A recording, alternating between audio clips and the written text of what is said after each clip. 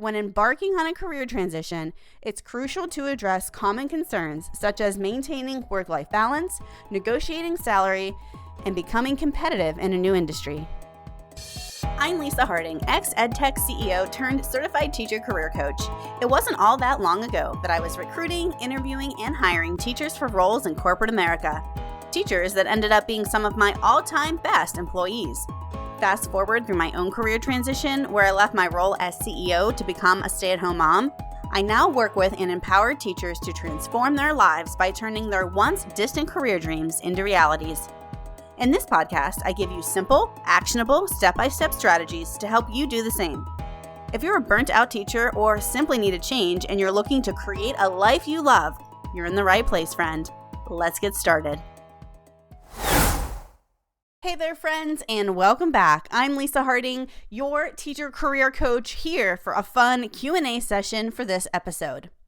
We have questions coming in from teachers just like you who are in all different stages of their own career transition.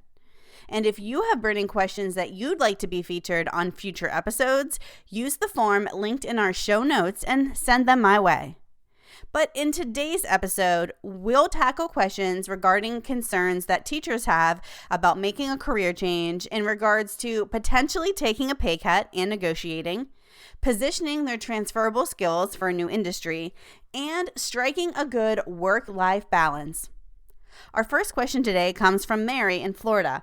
Mary asks, how can I maintain work-life balance during a career transition? It feels like there's so much to do and I'm struggling to juggle everything. Well, first of all, Mary, thank you for your question, and I know you are not alone. Maintaining work-life balance during a career transition can indeed be challenging, but it is essential to prioritize your self-care and, more importantly, to set realistic expectations for yourself. I recommend starting by carving out time to just sit and plan. Dedicate time where you set aside an hour of uninterrupted quiet, where you can come up with a structured plan and schedule. During this time, think about what's realistic for your current lifestyle. Can you devote 10 minutes a day to self-care? Could you realistically devote 30 minutes a week to researching career opportunities? If so, exactly when? Create a very structured schedule and set aside dedicated time for job searching, networking, and self-care activities. The most important thing is that it's realistic for where you currently are in your life. Remember, everyone is different, so what works for one person won't necessarily work for you, and that's okay. Whether it's 10 minutes a day, 15 minutes a week, put it in your planner. Block off your calendar and stick to it. Also remember to leverage your support network, whether it's friends, family, or professional connections. Reach out to them for guidance and encouragement during this period. If you aren't already connected to our Teacher Career Transitions Facebook group, now's a great time to join. It's a group great for accountability and peer support. Plus, I'm a super active member and you can pretty much reach me anytime. I'll be sure to drop that link in the show notes as well. Another great tip, during this time where you're trying to balance a job and a career change search, remember it's okay to ask for help or delegate tasks. If you have a partner, family, or friend, ask them for help. Or maybe you could do something as simple as changing to grocery pickup instead of shopping for groceries every week. Think about, is it possible to hire someone to help you around the house for this season of your life just to buy you a little extra time? Again, everyone's situation is different, but keep in mind that this is just a season and it too shall pass. So ask yourself, what can I do to buy myself more time during this season? And most importantly, be kind to yourself and celebrate your progress along the way, my friend. I'm sure many folks tuning in can relate to Mary's question, but let's see what we have next. Our second question today comes from Emily in Texas. Emily asks, I'm concerned about taking a pay cut. If I transition into a new career, how can I negotiate a salary that reflects my worth and experience? Today's episode is sponsored by the Teacher Career Transition Academy. Are you eager to explore new possibilities but find yourself unsure of where to start? Look no further than our Teacher Career Directory. Available for free, this comprehensive resource features over 200 careers tailored for transitioning teachers. Dive into detailed insights, including average U.S. salary ranges, occupational outlooks, and even a personalized skills and interests inventory. Download now at teachercareertransitionacademy.com/directory. I'll also drop the link in the show notes of this episode. So don't miss out and claim your free directory today at teachercareertransitionacademy.com/directory.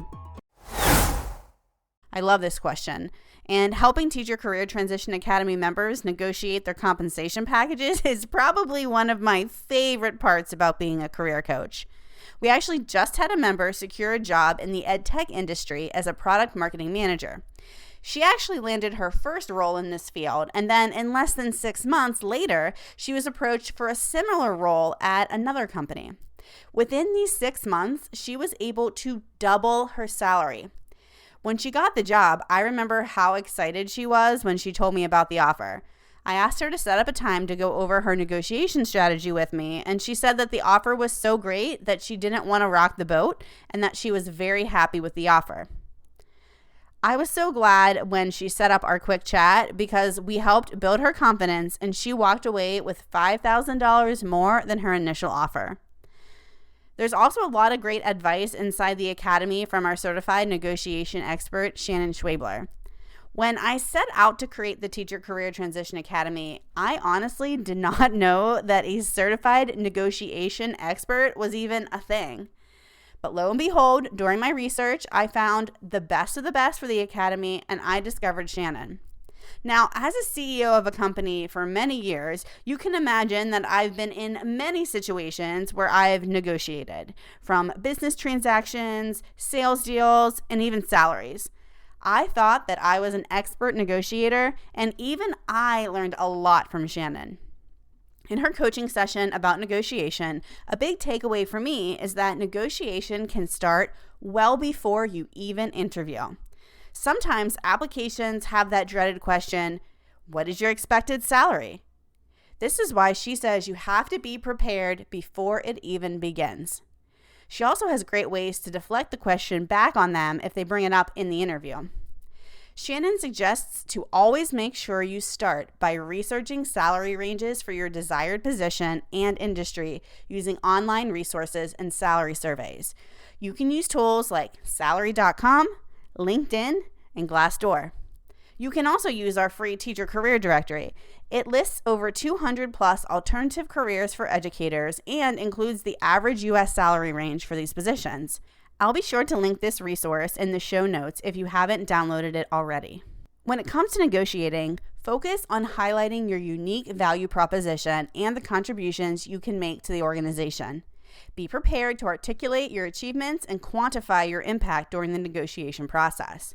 And remember, it's not just about the salary figure, but also about the overall compensation package, which includes things like benefits and potential for growth. Practice your negotiation skills beforehand and approach the conversation with confidence and professionalism. Next up, we have Nancy from California who asks, I'm interested in transitioning into a completely different field, but I'm worried about starting from scratch with my qualifications. How can I make myself more competitive in a new industry? Now, guys, I know Nancy is not alone on this question. Transitioning into a new field can indeed feel daunting, but it's important to remember that many skills are transferable across not only careers, but also industries.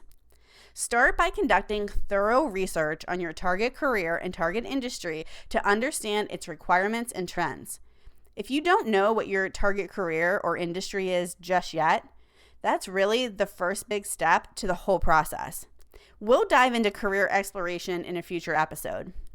But once you do know what you're interested in next, networking is key.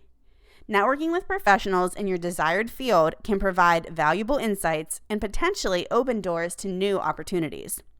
Through these networking conversations, you'll not only learn about the day-to-day life in that particular field, but you'll start to learn what certifications or skills are necessary to excel. And then you can plan your roadmap for upskilling.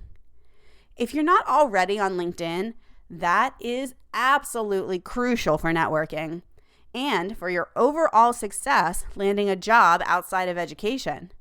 This is another great topic we dive into within the Teacher Career Transition Academy, and I have a feeling it will make its way to another podcast episode soon, my friends.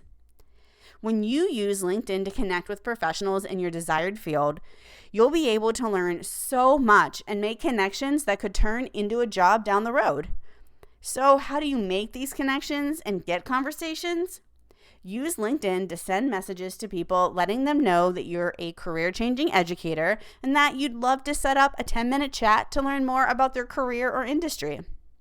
I think you'll be surprised at how willing people are to help, even if you're a complete stranger. Once you know the industry and career inside and out, you can begin to tailor your resume and cover letter to highlight the transferable skills most relevant to that job and demonstrate your genuine interest in the industry. And that's a wrap on today's Q&A session. As a takeaway, I hope you remember when embarking on a career transition, it's crucial to address common concerns such as maintaining work-life balance, negotiating salary, and becoming competitive in a new industry. I hope you found these insights helpful as you navigate your own career journey. If you have more questions or topics you'd like for me to cover in future episodes, make sure you reach out using the link in the show notes to submit your questions for future episodes. You're not alone on this journey. I'm here to support you every step of the way. And remember, friends, the journey is just the beginning. Embrace the adventure.